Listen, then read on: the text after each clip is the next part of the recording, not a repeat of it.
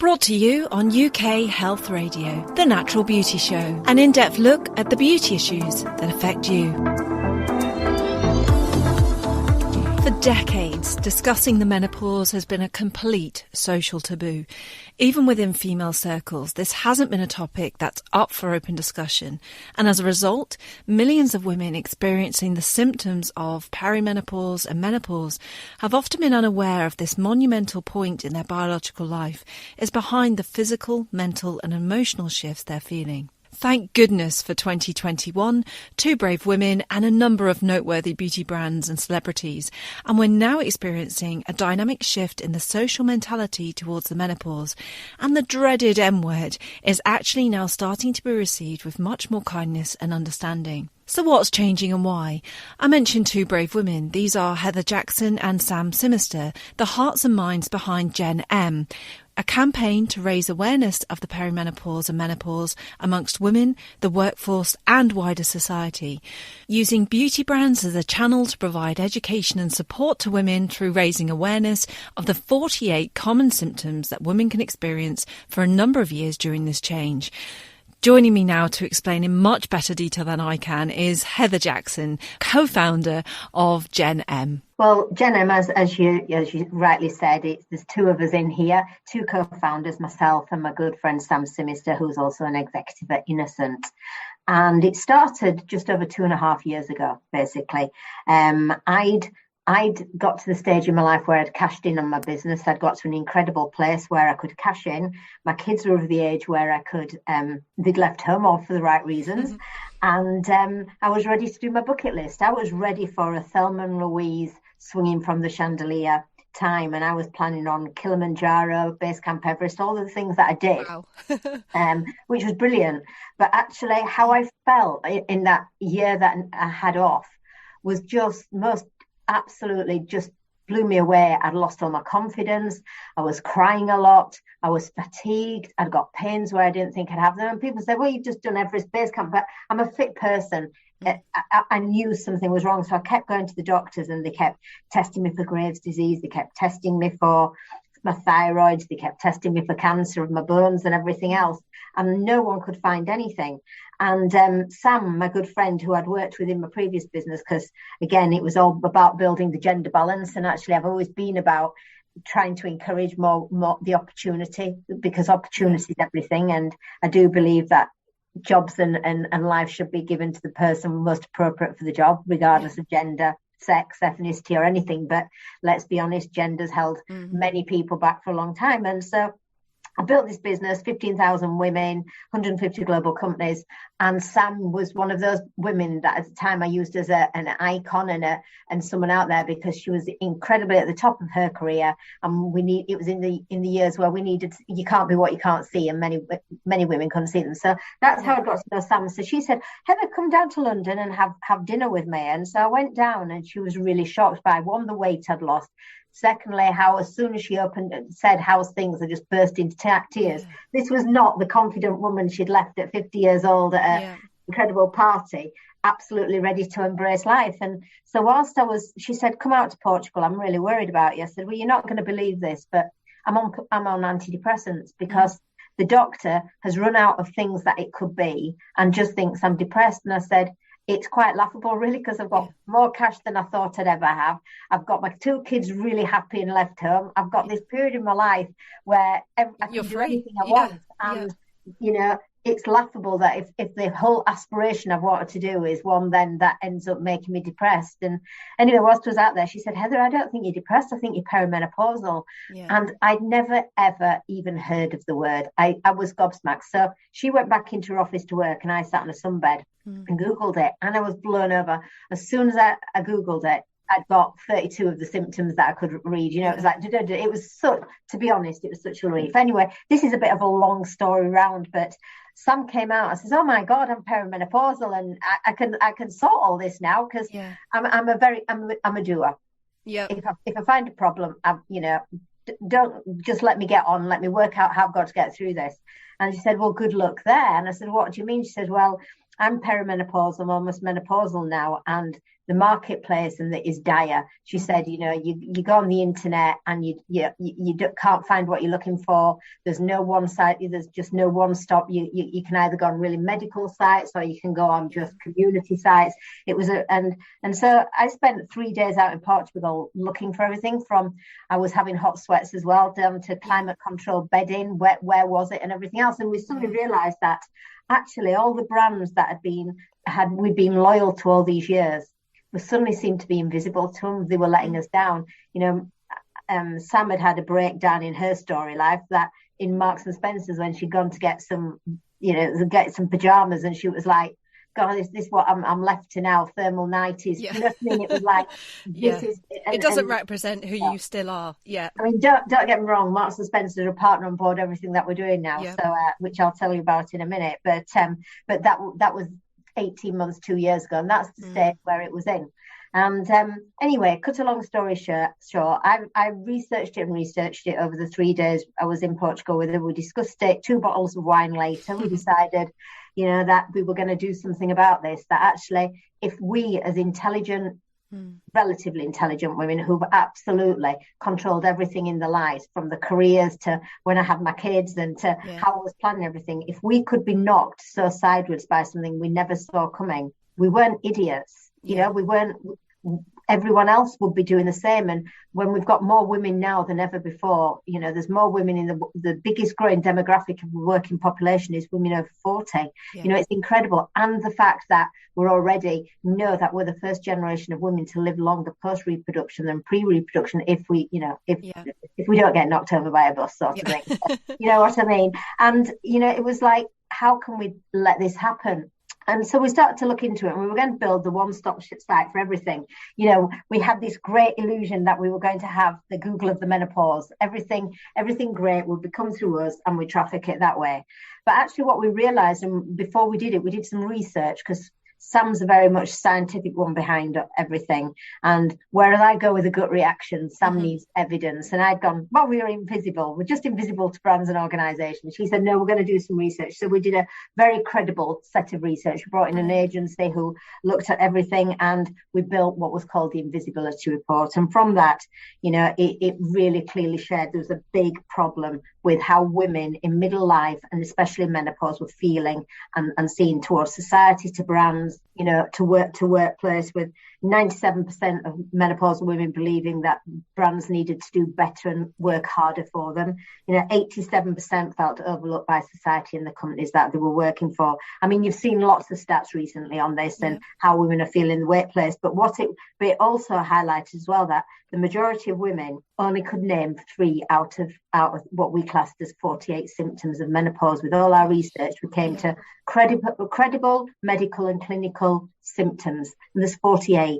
Now, when we're all complaining about life not understanding the menopause and it being a taboo subject, if we as women don't know what symptoms we're looking for, how can we expect men, how can we expect organisations, and how can we expect brands to cater for us when even we don't know what all the symptoms are? It's just not been a priority in anyone's list and top of the agenda. So we created this incredible report, and then we looked completely into what we were doing. We started the site, and then we were recognising that in this meantime, there's some great things being done by people like Louise Newsom, pushing on doctors and bringing out the awareness of the medical side and how much more doctors needed to be aware of the menopause. And that was all really great. You got your celebrities, you got your Davinas, and you've got, you're always all talking and then doing that great documentary to raise the awareness of it. And then you got your Diane Dancy Brooks and Caroline Harris is pushing on legislation. So we kept saying, obviously brands and organisations haven't been brought into this yet. And that's when we realised that we wanted to be, Gen M is now the menopause partner of brands. And what we do is actually what we've recognised is that menopause is not a gender issue. It's not a workplace issue. It's not a medical issue or a D&I issue per se, but it's the sum of all parts. And actually, it's a societal issue. And so before everyone starts going, we'll blame the doctors and we'll get the government to do some legislation and make it all work, we realised, one, we needed to normalise the conversation and understand the symptoms and have society better knowing that. But also we needed to recognise that this wasn't an issue that just affected women. You know, the highest rate of divorces is women in the early 50s. The highest rate of suicide of women is early 50s.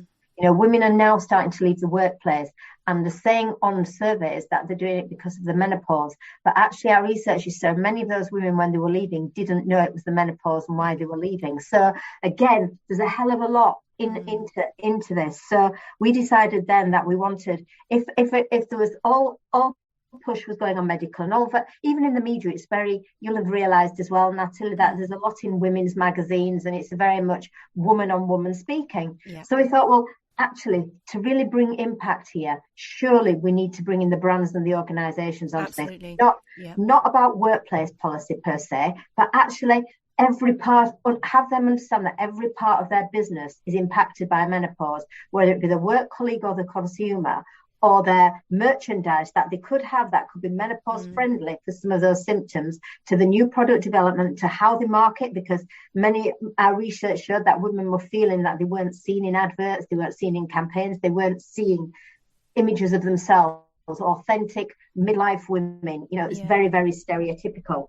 So that's where we went forward to. So we started Gen M, which is, like I said, to unite brands and support them to absolutely not only raise the awareness of menopause, but also learn and understand how to serve it better to the customer and to the consumer.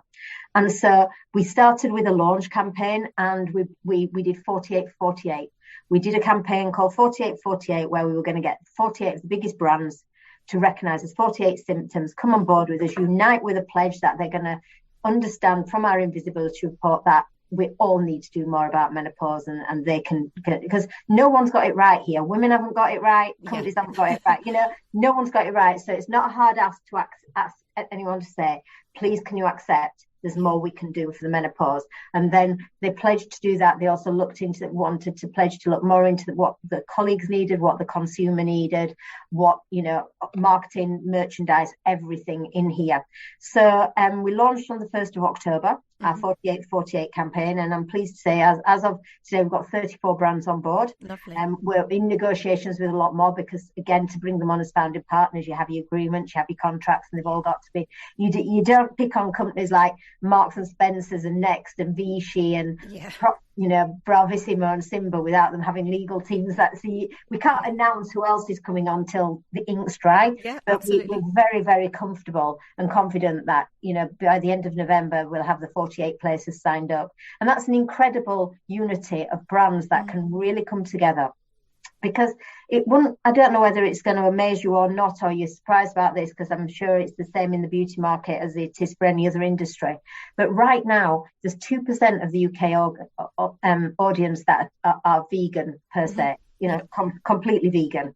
And you look at the money that's spent by companies on understanding them, new product development, merchandising, marketing, signposting to them, and actually learning how not to narc them off as well, because you don't want to narc off a vegan, do you? You know what I mean? And I say that because my daughter's one. So, but again, you know, you look at that 2% now, times that 2% by 10, and you get the menopausal audience. 20% huge, of the UK market is menopausal, and there's no signposting, there's no marketing, we're just not out there. So Gen M are working alongside our 48 founders to absolutely bring out the world's first menopause friendly badge, to go beside gluten free and vegan, and to go on beauty products, fem care, clothes, bedding, food, so that we as women, you know, let's be honest, when the menopause hits or the perimenopause, it's the most inconvenient time of your life. You know, you're a busy person anyway. You need this like a hole in the head. So actually you need solutions that work for you, very simply and easily to find. And I know at the moment there's a lot of media on HRT, and everyone's personal choice. And we need to give informed choice to people, you know, the options that they have. And, you know, some people use HRT, others don't, but equally there's natural ways to take on the menopause as well. But the other part of the menopause is it's a transition, it's not a disease. And just as much as you wouldn't run a marathon in a pair of slippers, Why are we asking women to run the biggest marathon of their lives so emotionally, physically, and mentally unprepared? It's destined to not give you the best experience. So even if you do go to the doctors and even if you do take HRT, you're still going to need nutrition, the right nutrition. You're still going to need the right exercise. And so why wouldn't you encompass it? You know, just as much as you run a marathon, you train. So you need to prepare yourself for the menopause. You eat the right food. You look into what you're needing to eat. You get the right sleep. So you look into how you're going to get better sleep. You train with people who've already been there, done the T-shirt, worn it. So why wouldn't you talk to more menopausal women and see how they've what's worked for them? Yeah. And you absolutely get around you what's there. So I don't have any problem with if a woman's only got light symptoms at the beginning. Maybe it is a loss of anxiety or overwhelmingness.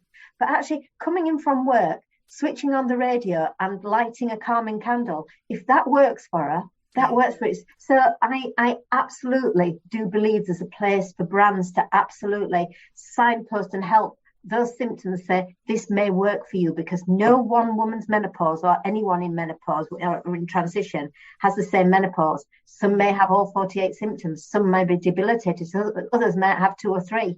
But I can guarantee you now, you ask anyone who's been through menopause, and many of the women, especially of my mother's generation, go, oh, it wasn't that bad. Well, in the 21st century world, not that bad suggests it could be better. And we deserve better. Yeah, Do you know what I mean? So this is what Gen M's about. And actually, you know what? The reach of brands like V-Chic and Boots, their reach to absolutely help raise the awareness, their reach to men and women in their organisation, employees wise, their marketing budgets to be able to build awareness campaigns and do different things. It's incredible, and the touch points that they go to. So we as Gen M, we've decided to unite with companies to actually them drive this. We absolutely give them all the tools to drive this agenda, to understand it better, to serve it better. But they've got all the capacity to do it. And we really do believe that will bring the real change to the change that we're looking for. Absolutely. I've got so many questions for you, Heather. This is amazing.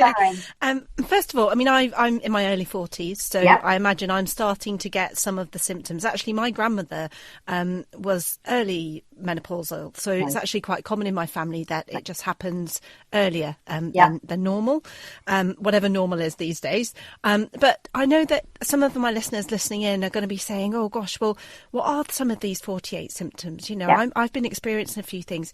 I'm not going to ask you to list all 48 right now, but menopause bingo. Get your tick sheets ready. But no, could you just give me some of the more common ones? Absolutely. Well, many people define them into 3 categories: physical, psychological, and then relationships and sex, because and actually if you take physical, psychological and sex into this whole thing, you ain't got much left there. What a cocktail for and let's be honest here, the change is called a change because that's what it does. It changes everything, and we'll talk about more of that later on. But so the physical symptoms are ranging from your hot sweats to your fatigue, pains in your bones and in your joints, various things. The real physical hot sweats, is one of the biggest ones. But actually, sleep deprivation, insomnia, these are credible experiences. And the amount of women I know who are wide awake at 2 o'clock in the morning, honestly, a business that does the menopausal shop and calls itself the menopausal night shop, they'll be inundated. Really would. 2 o'clock in the morning shopping. Absolutely. So and then you've got your psychological, which is very hard to understand, but actually the problem is many women aren't looking for these symptoms, and then they creep up on them, and before they know it, they're floored by it. So that's anxiety. That's so you've got anxiety, you've got overwhelmingness, you've got lack of confidence. These are all part of this, and I know I'm only skipping through, but if you go onto our site, www.gen-m.com, and go onto the symptoms, you've got a really great list of the 48 symptoms with not only normal language, and I call normal language, we're not using medical language or dry language. We've just talked to you about the symptom as if we were talking to you on the radio now. So it's written in a way that everyone isn't fearful of it. Men and women can read it, and it also gives tips and advice on each of those symptoms of what you can do. It's only as a starter though, because the idea is that you read it and you go, I need to find out more. We're not the oracle. It's a signpost. Absolutely. So, and then we have sex, low libido, we also have back into the physical symptoms. Some women have the most debilitating symptoms of, vaginal dryness, and, that can turn into so much more. There's some quite horrific things that can happen if you don't control your menopause and let it control you, and so low libido, lack of sex drive, painful sex, these are all things that impound as well. And when your confidence is at the low and you're feeling anxious and you've got, some physical symptoms as well, it just impacts the whole of life. And if you're not talking about it or you're not aware of it, it's pretty frightening, because something's wrong, but you don't know what it is. And I mean, my example with my family was my son and daughter. They felt I was going crazy. That was my son Sam's words, and he's 22 years old. But they came home for a weekend, and I was really, really excited about them coming home. But then there was this gremlin inside me that was angry, which was short-tempered. It was doing all the things I knew that aren't me, but would annoy and irritate. And it was like, it was like the imposter syndrome that was there. But this was this, and I call it the menopausal gremlin. And I knew I was being horrible on something that I'd been really looking forward to. And they both said, Mum, I think, you're not at the best at the moment. I think we'll go a bit earlier. And I went, that's all right for you to leave. You can leave me, but I can't leave myself. Yeah. And I think many women will recognize that when you're at a low, because you don't like, anyone can tell you they don't like you, because that's fine. You don't like yourself. Do you know what I mean? You don't like the person you are, but you have no idea how to get back to the woman you are. Or you've lost it for a moment. And so it's something that we all need to get on top of. We really do. And, people, when I said about the change being the change and change is everything, to really embrace it and treat it as a transition, accept it changes everything from your hair. You might get thinning hair, or you might be seeing a change in it, but actually get a different shampoo, get a different conditioner that works for it. You might be having the hot sweats. You might take natural symptoms, or you might go to HRT for that, but you still might get some symptoms. Get yourself some climate control bedding, get yourself a fan, work around what you're needing to make your experience of any of the symptoms better for you. And that's what we're about, even down to beauty. How many women get the hot sweats, or the just flushes, or however it might be. Now we know that there's great foundations out there that stay on 24 hours a day and actually may hold sweat, but they don't say it on the package, and they don't say this is ideal for you. And actually what you're wanting when you're out there going, I'm on a Zoom, I want to look my best, and I know I'm going to probably get a hot sweat. I do not want to have a Rudy Giuliani moment where his hair colour went down his face. You don't want the streaks coming. Do you know what I mean? Yeah. It's rocket science. But actually, for beauty product, just said, you know what, we see you, we hear you, this collection works for you. We're not asking them to go, buy a menopause product that's for foundation. We're asking them to say, this could work for you. Yeah. So what you're saying is, look, brands don't have to go out and reformulate specific products. It's just making consumers that might be in that time frame of their life aware that actually there's elements of our products that already exist, and here's how they might help you. And absolutely, and just call them out, because trust everything. A woman would love to know that the brand is thinking about her. And and that's the start. I mean, don't get me wrong, we would love more companies to make more menopause specific symptoms for beauty, for and relate to beauty as the whole body, not just the face. Do you know what I mean? But again, it's time, and all this will happen, but we've got to raise that awareness. And in a world where obviously I working with gender diversity, and we all know that the only way that we got things moving properly to get more women at the top was the great report, McKinsey report, that came out that showed that women who were at the top of a company, those companies outperformed other companies who didn't have women in a balanced way at the top, outperformed them financially and behaviourally. Now, when the gender pound started to be talked about, then people start to think about it. There is a menopausal pound here, but it's a very purposeful pound. There's a menopausal pound for the companies with their employees, because we don't want to lose women when they're at the top of the tree in the 40s, in a real role of a career and everything else. They can't afford to lose that talent, and they want to retain it and they want to attract it. But there's also the menopausal pound of the consumer as well. And I don't want any of you to go, oh my God, companies are going to go out there and start, milking the market of menopause. No, our research has shown that 88% of women want better signposting. We're asking companies to wake up and smell the coffee and support these women. You know, it's not, and it's all about choice and control. They might put it on the shelf, you don't have to take it. But actually, if you can't find it on the shelf in the first place, that's the problem. Do you know what I mean? Sure, so, absolutely. Yeah. I think that's where, you know, you mentioned the badge that you're having created. That would be so helpful, wouldn't it? Oh, I mean, even, without a doubt. You know, it'll be game changing. Yeah, absolutely. Because you're right. You know, if someone needs gluten-free or they want vegan or organic, you know, we've got symbols for this and we can identify them. But if you're not a vegan, you can still eat it. Exactly. You don't go, oh my God, I'm not going to eat that. That's a vegan biscuit. Do you know what I mean? You go, oh, that looks really great. I'm going to have that. And it's also great for a vegan as well. Do you know what I mean? Sure. And that's what we need. We don't want the fear factor of menopause put on going, oh my God, I'm not having that. But equally, you know, many people think, oh, menopause, middle age, 50, you know, the average is 51. But as you already said, your grandma had early menopause. About 10% of females have early menopause or surgical menopause. We often forget about that. Menopause is frightening and lonely enough because it's a very disparate landscape. But, you know, as a couple of my close friends who've unfortunately had cancer, they've unfortunately come through it. But obviously they went straight into menopause. And they said the guilt on you when your family have supported you all that time because, you know, the fear of life and death, you were alive.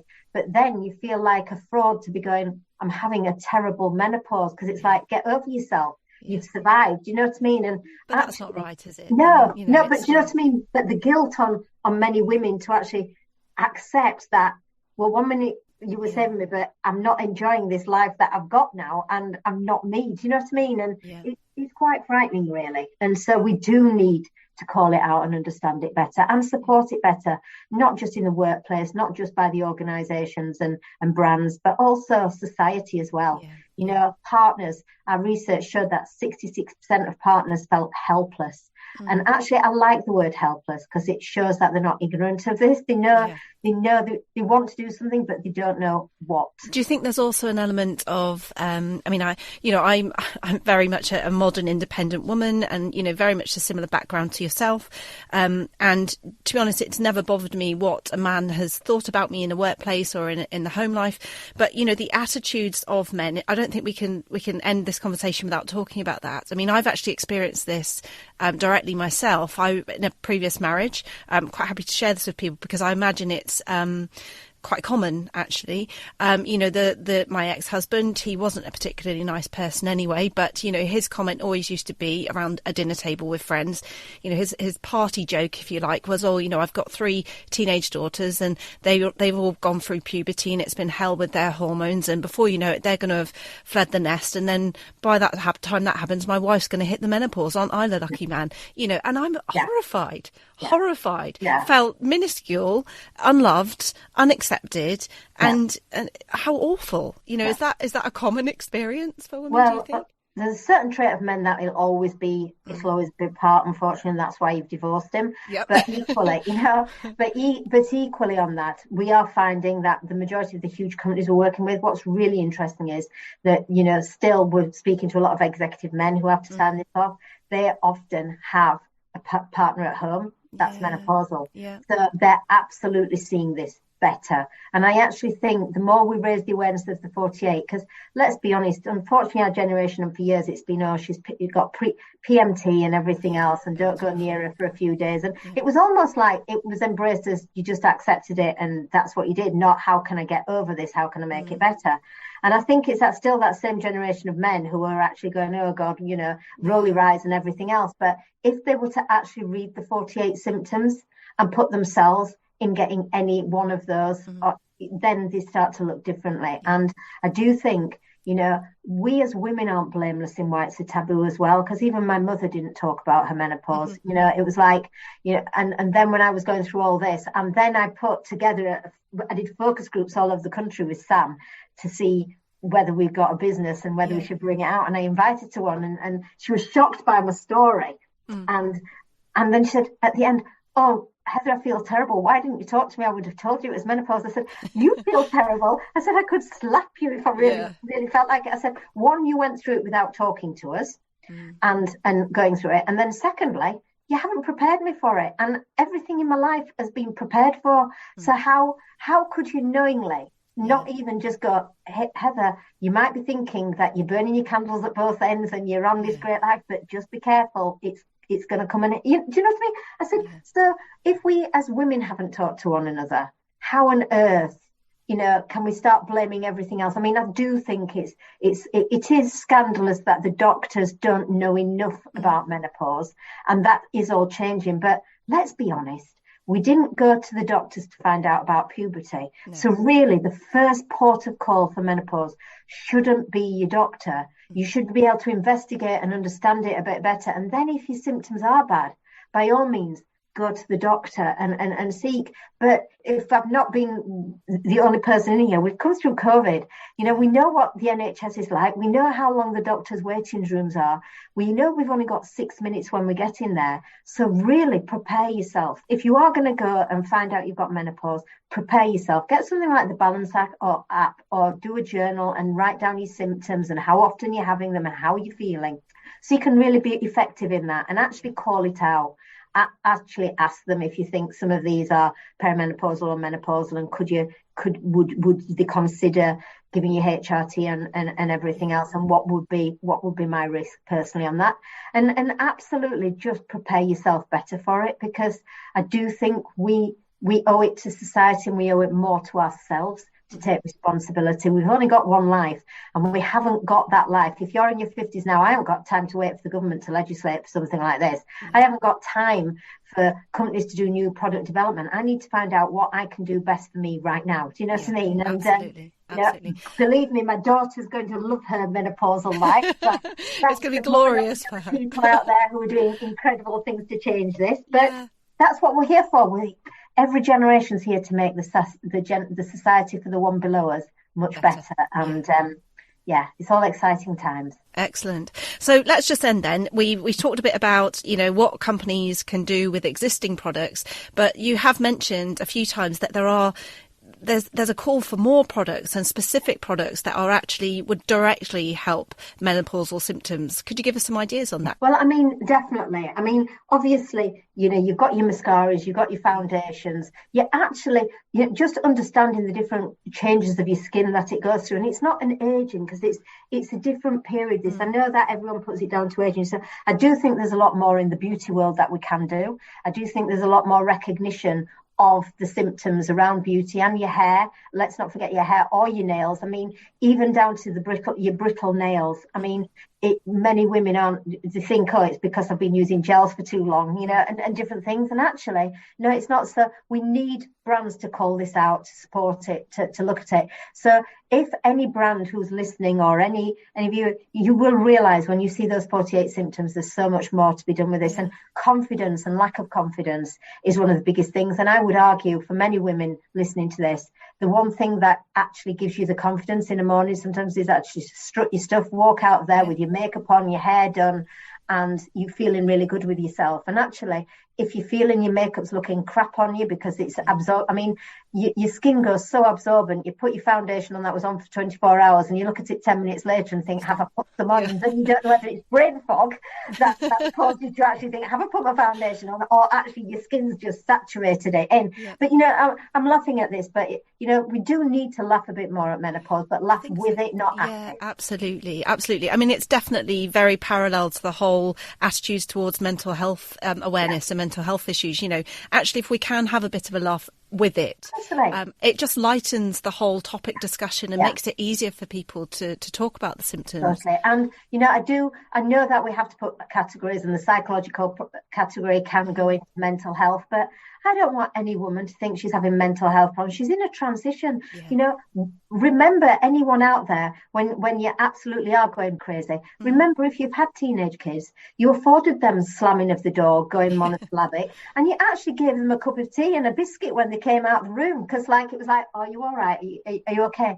We as women, it's almost like we're not allowed to have that. It's like, you do that and you're a petulant woman. Yeah. Do you know what I mean? It's like, actually, do you know what? Just give me some sympathy and support. I don't need attacking you. So I think the sooner we make it a natural conversation and actually make it normalised, I think more men, women, teenagers, boys and girls. I mean, the best thing that we found when we were doing our focus groups, and that was how many young men said, this is brilliant. I now have something I can actually approach my mother about, you know, and that's where these generations below us are different. They are genuinely men and women, boys and girls.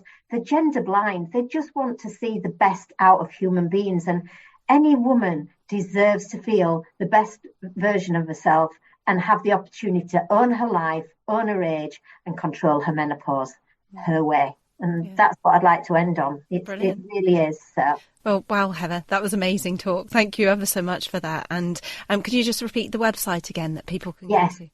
www.gen-m.com. And can I just add one more thing? Because if you're a woman out there who thinks everyone's getting hold of the menopause and sorting it out for you, can I remind you that there's a wonderful woman in the beauty industry called Anita Roderick from The Body Shop. And she once said that if you think you're too small to make impact, try sleeping with a mosquito.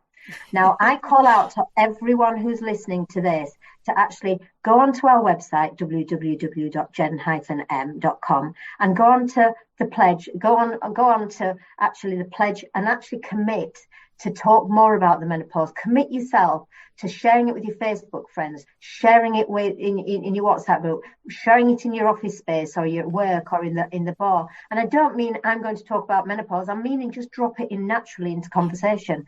You start to do that, and then we can start seeing change. So we ask you to pledge and say you're going to do this. And we also ask you to pledge as well. Not only are we the menopause partner of brands, but we want to be the menopause voice of the consumer.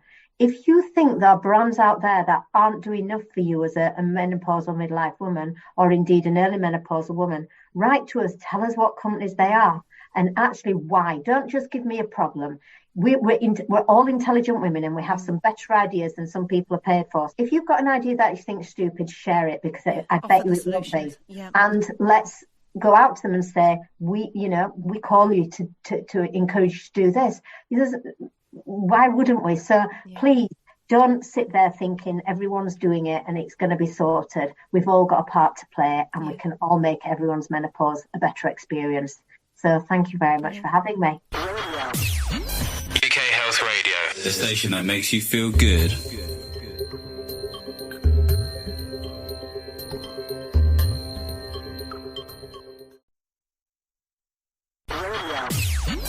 UK Health Radio, the station that makes you feel good.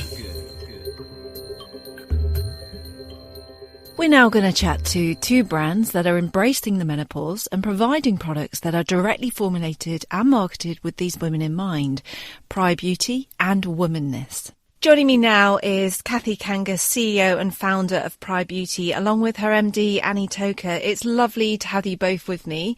And what a fantastic brand we're going to be talking about today. So Peri Beauty, could one of you just start by telling us a bit more about the brand, who the market is? I'll kick off and then I'll let Annie take over, but very excited to join you. Thank you, Natalie. On Peri Beauty, I created the brand to really address that almost forgotten woman, that older woman, that 40 plus woman.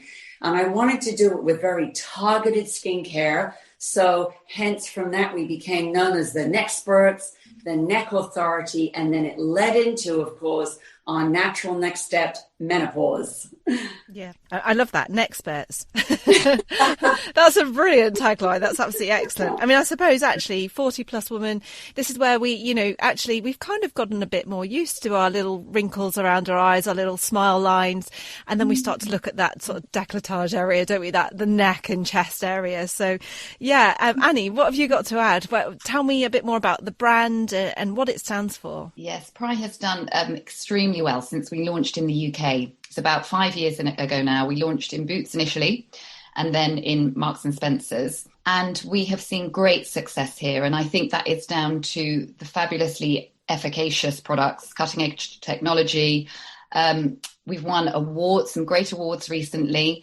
And we've got a real audience we found in Marks and Spencer's who absolutely love the products. So the Throat and Décolletage Cream is the hero. And very proud to say it became the second best-selling product in the entire M&S business. And that's clothes and home as well. So there really has been a fantastic response to especially the neck and décolletage range of products. And why do you think they appeal then to the perimenopausal or the menopausal woman? I really do think that woman felt she'd been forgotten, she'd been left out. Every magazine you opened, you saw a wrinkle cream, a firming cream with a 16-year-old model. But on top of that, I think menopause was such a taboo kind of topic. Nobody, not that I saw, none of the big beauty giants were addressing that for women. And that's when we really said, wait a minute now, Annie and I kind of collaborated and said, gosh, menopause is the biggest, most drastic thing that happens to your skin in your entire life. Think of it like your skin is falling off a cliff, and it doesn't just climb back up and go back to normal. It stays there. So whether it's perimenopause, postmenopause, it does have special needs that need to be addressed. Yeah, what are those needs? How does the skin change? So for sure, Natalie, the biggest thing that we see is, of course, from about age 20, 22, the skin starts to lose collagen. So it depletes and depletes. They say by about age 70, your collagen's gone. And that is kind of, think of it like your scaffolding, your mattress, your structure. And that's why we were really, I think, careful about how we put together an amazing complex that really boosts collagen, boosts your own collagen, gets that collagen level back up, but at the same time had that instant, very gratifying feeling of cooling and soothing and calming it down when you feel like you've got those horrible, hot flashes. But I'm in menopause myself, and I can really identify with just what a horrible feeling it is on the skin. And let's talk a bit more about the menopause, the dreaded M word that, as you've rightly mentioned, has been so much of a taboo for such a long time. And, why is it now, do you think, that woman in that age bracket is saying, actually, I want to be heard, I want to be seen a little bit more? What do you think, Annie? What's happening there? Yeah, it's really interesting. I think here in the UK, we're definitely seeing the tide turn. So October's obviously been Menopause Awareness Month, and we've seen a lot of celebrities addressing it, but also Facebook communities of women 40 plus. I think we've also done a lot of research here in the UK, both into M&S consumers, to M&S shoppers, and to our peri customer target base as well. And in the surveys, we found that women really do, are ready to talk about the menopause more openly. They do, they are interested in hearing from friends. They do want to talk about it openly, more openly than in the past. So the survey results have been really, really interesting, actually. Yeah, that's great. And you're absolutely right. The likes of sort of Davina McCall, who's really getting behind this. And, these are household names in the UK, especially, that we're really familiar with. We feel very comfortable with, know that they're quite outwardly spoken anyway. But it's brilliant because it's really getting that dialogue going, isn't it? It's fantastic to see that, actually. Absolutely. And we've been working with Lisa Snowdon as well here in the UK. Yeah. And she's a huge ambassador for women to talk openly about what they're experiencing in perimenopause and menopause. Some of the symptoms being anxiety, not being able to sleep at night, hot flushes, what happens in the workplace. All of that we're seeing being addressed a lot more openly here in the UK, which is fantastic. And how was it in the beginning, Kathy, when you first came up with this idea? Was there much resistance to your idea of creating a product specifically for this demographic? No, actually, Annie and I really sat and looked and thought, what is the next big thing that is missing for women? And if you think about it, as you mentioned, women can go into menopause in their 40s, in their 50s. Everybody's different. I went in it early, but I have to say I'm still in it and still suffering.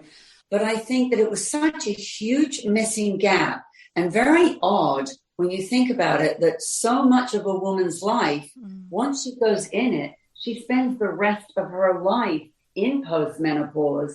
And therefore, why was nobody addressing the needs of the skin as you go into that? Because then you're living with it forever. Yeah, sure. And actually, it's really unjustified, isn't it? Because you're quite right. Quite a lot of the time, historically, brands were using really young-faced models to promote things like wrinkle cream, and actually, it's really the second half of a woman's life you're spent in this. You've done the birthing, you've done the family raising, and you still want to look glamorous. We all have a right to look and feel a certain way, and it's terrible, isn't it, really, that it's been overlooked for so long. And I think, especially here in the UK, it's this idea of you go into menopause and you just become a frumpy old woman, and that's it. How important is the education piece to you guys? A lot of women can stumble into menopause and not really even know they're there. So how important is that messaging? It's been very important, actually, and that's why we've worked with a menopause doctor. We've partnered with a menopause doctor here in the UK. We've worked with a dermatologist who specialises as well in what happens to women's skin during the menopause. And then, as Kathy mentioned earlier, we have a team of neck experts, and all of our neck experts are trained as well by both the GP and by the derm. So they've got a real understanding of what happens to the skin during menopause. And so we've already mentioned that in the UK, women can access these products via M&S, but you also have a website. What's the website that people can use? Yes, we do, peribeauty.co.uk. So we have the Meno Glow range, and it's the Meno Glow range, which is an exclusive collaboration with Marks and Spencer's. So it's Pri and M&S together. And the Meno Glow range is available online with M&S and on our website. And Ocado, we've just launched the Meno Glow range as well. Fantastic. Excellent. So you can do your shopping and get your menopause products. That's amazing. UK Health Radio, the station that makes you feel good.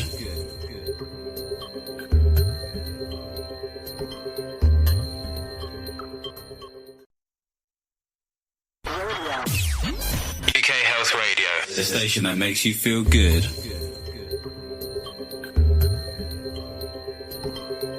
Okay, so joining me now is Sally Mueller and Michelle Jacobs, who are the co-founders of beauty brand Womanness. Thank you very much for joining me today, ladies. It's lovely to have you here. And of course, the focus of this show this week is the menopause, and that taboo word that for so long has been something we mustn't all talk about, and something a woman just suffers in silence with. And tell us about your amazing brand, and what is it about your products that are designed for women at this stage of their life? Sure. So when Sally and I first started thinking about, Womanness and what we wanted this brand to be, we knew we wanted it to be a brand for women going into menopause, but we weren't really even sure, do we want to be skincare? Like, where do we want to focus? And we spent a lot of time doing focus groups with women, at all different stages. And what we learned really quickly is that there wasn't just one issue that was sort of a consensus amongst them all. They were all different things from, just not having the right skincare. A lot of women experience a very dramatic change in their skin all over their bodies, not just on their face, but like crepey skin on their arms and their legs. Their neck starts to change. So there was a very dramatic, like a lot of women were saying they couldn't find the right skincare. We had a lot of women, almost every woman talked some issue related to sexual wellness, whether it was about libido, whether it was about painful sex, some issues related to sexual wellness. A lot of women talked about their hot flashes, their night sweats, weight gain, hair loss. I mean, it went on and on. So what we decided pretty early is that we wanted to really be a brand that stood for, all of these different symptoms. So we sort of said early on, we wanted to be head to toe and everything in between. So whether it was, skincare, sexual wellness, we even have an incontinence product. We really decided that we wanted to have a range that would touch as many of our customers as we could. And that was really how we developed these products. And then for each category that we went into, we worked with experts and doctors to formulate these products with the best ingredients, with high quality, clinically tested ingredients. As much as we possibly could, we wanted to build this product for this customer. And I think another lovely thing that I feel from your brand, actually, and even the name, touches on that whole idea, that womanness idea of, women traditionally, if we look right back in time, women have come together in groups to aid each other, haven't they? And to nurse each other, to help each other, to support each other with children, or, as an older woman.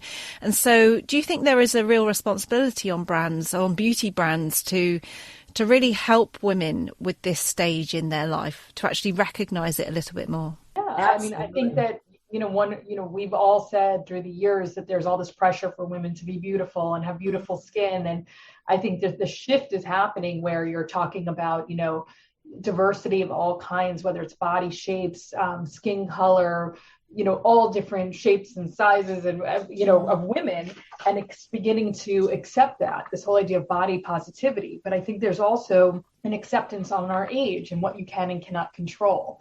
And, some women, of course, could afford, the top-notch plastic surgery, but most women, might not want to and also can't afford it. And I think there's a level of acceptance of like, this is who we are. And, we've all achieved so much. And, the lines of our face are really, tell the story of our lives. Yeah. And so, I think along with body positivity has to be a shift towards, age positivity and understanding that, we are who we are and we have to make the best of it. And women, there's also no reason why you should suffer in silence. I mean, some women have very, very severe menopause symptoms and even light menopause symptoms. And there's plenty you could do to help mitigate some of those symptoms. I'd encourage any of my listeners, if you want to find out more about menopausal symptoms or perimenopausal symptoms, then go to the womanness.com website and there's a wealth of information there. Well, thank you very much, ladies. Brought to you on UK Health Radio, The Natural Beauty Show, an in-depth look at the beauty issues that affect you.